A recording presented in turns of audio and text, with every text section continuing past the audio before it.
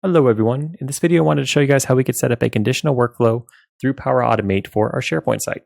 So to do this, all we have to do is we have to come over to our SharePoint site and we can either click on Integrate, go to Power Automate and then do Create a Flow, or you can come over to your app launcher and then just select Power Automate. And then once you select it, it'll take you over here to the Power Automate home screen. And once you're on here, you can go ahead and select Create here on the left-hand side. And it'll give you a bunch of different flow templates that you can select if you want to. But what we did is we went ahead and created one from scratch. So we just selected Automated Cloud Flow. So it's triggered by a designated event.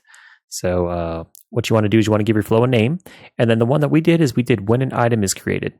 And pretty much the use case for our video today is when a user adds a new entry, it's going to look to see if the department is IT. If the department is IT, it's going to go ahead and send off an approval to myself to decide if I want to allow this person to join the IT department. There are some out-of-the-box flows that you can use that would probably be a little bit quicker than this and are a little bit more built out, but this just gives you guys some experience working with triggers and then also actions. So once you have, you get to the screen and you go ahead and you select your flow trigger. I already had my flow built out, but I'll just kind of walk it through for you guys. You guys can see how it was set up. So this is the trigger. So once you come to the screen, you go ahead and select your flow from scratch. All you're going to see is this trigger here at the top. And when you select it, you should have depending on which designer you're looking at, you should see something like this. And all you got to do is select your site address. So I just selected the SharePoint site I wanted to use. And then I selected my list, and mine's called YouTube list. You can see the name right here. And that's all I needed. So now that I have that flow in place, or that trigger in place, now what it's doing is looking for any new entry. And then once the entry is in place, then everything gets kicked off. So my first condition, if you want to set up a condition, you just have to go ahead and select this little plus symbol, and you can just type in condition. And it's right here. So once you go ahead and select condition, this is my condition that I selected. I selected department/value is equal to IT. So there's multiple conditions that you can add to your page, to your flow. So let's do add a row. And then if you want to go ahead and add a dynamic condition like I did, if you just go ahead and click right here in the value spot, you have this little lightning bolt. And then once you select this, you can come over here and you can select one of your field values. Like for example, I'm using department value. I just go ahead and select that, and then got so much stuff on the screen. And then you just decide, do I want to look for any department besides IT? Then I would put does not contain IT. But we are looking for is equal to IT. So that's why I selected it. So now what we can do is let's get our flow back to, why are you doing this to me? Okay, that was weird. All right, so now that that's in place, we decide if it is true, if it is equal to IT, then we're going to do all these things over here, which we'll get to in a second. But if it's not, then we have this false section. And what I did for the false section, I just automatically approve it. So there's an action item called update item. So again, just select the little plus symbol and search update item. And it's right here under SharePoint. And once I open it up, again, same process as the trigger, select your site, select your list name, and then once you come over to ID, if you just click on this little lightning bolt, you have this ID option, which is referencing your ID from your trigger. And then down here, for the advanced parameters, what we're doing is we're just setting the status value. So if it's not an IT department, and then it's going to go ahead and reference that record that was created, and then it's going to set the value for the status field to approved.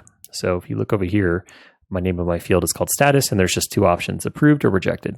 So I select approve. Now, if it is true, if it is an IT department, what we're going to do first is we're going to do start and wait for an approval.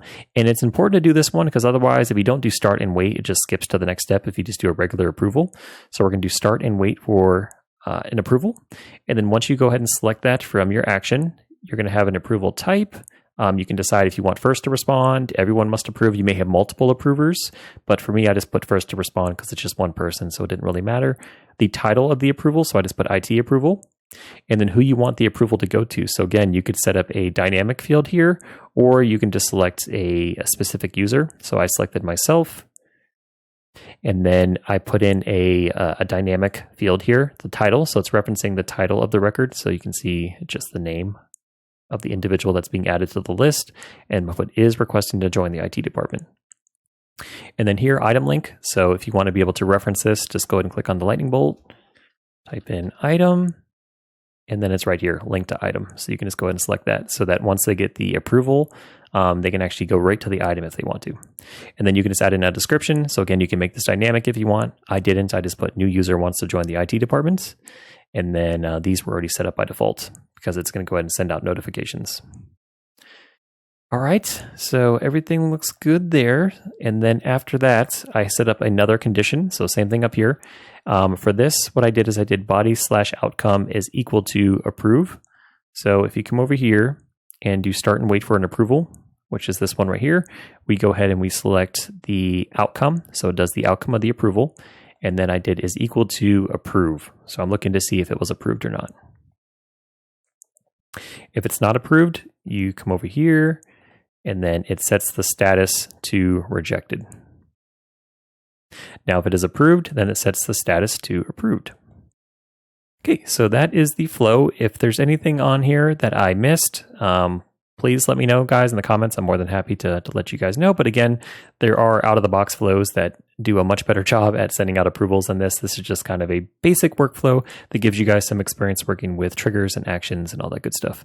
So now that it's in place, what we can do is we can actually test it out. So if you want to test something and you don't want to do it automatically, you want to just do a manual trigger, what we could do this is we could do manual.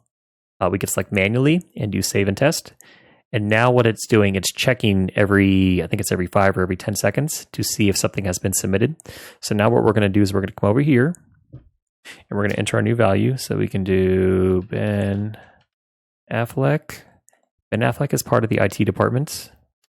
I'll select myself as the supervisor and we'll do save. Okay, so now it's just waiting to see once this has synced over and it has collected the item, the workflow should kick off for us.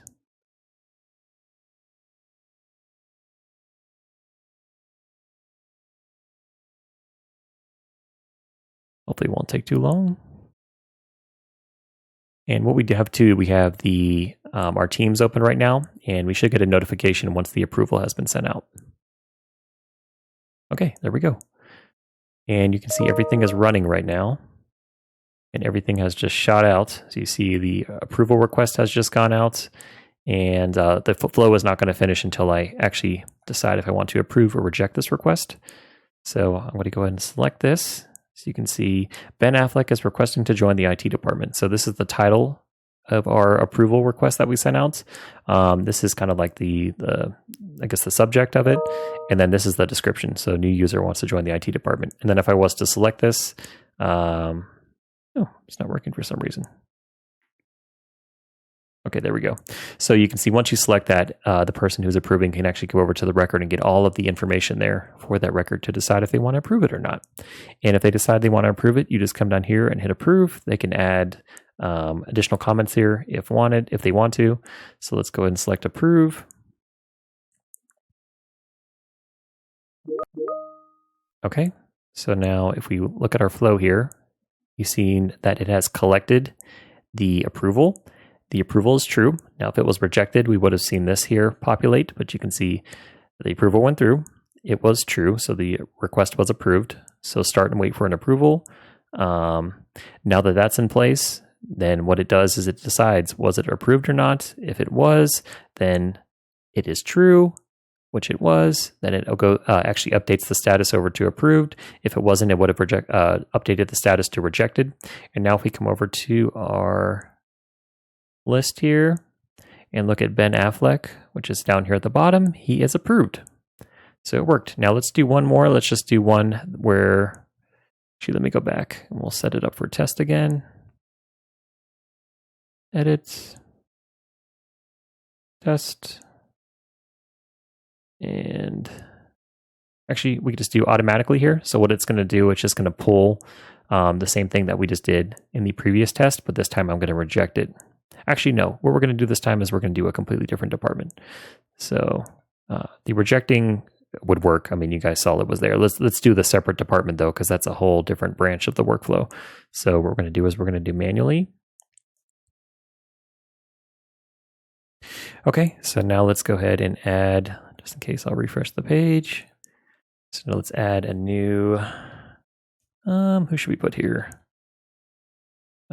Quentin Tarantino. And we're not going to do IT, we'll do finance. And then we'll select myself as the supervisor again and save. And just like before, it may take a minute or two for it to go through, but assuming that it does work, it should just automatically approve the record because it's not the IT department. Now, if this was a real workflow where we were building this out for different departments for our job, then you would probably want to have different conditions set up. So like say it's the finance department, then the approval would go out to maybe like 2 or 3 different department heads for the finance department. And then maybe you have like a majority, like if 2 of the 3 people vote yes, or maybe just one person votes yes or one person votes no, then it would go ahead and it would skip over to the next step for your workflow. Or, you'd have your own, maybe there's like a whole separate list of steps for onboarding for finance that maybe IT doesn't have. So you could get as granular as you want to when it comes to the conditions for your workflow.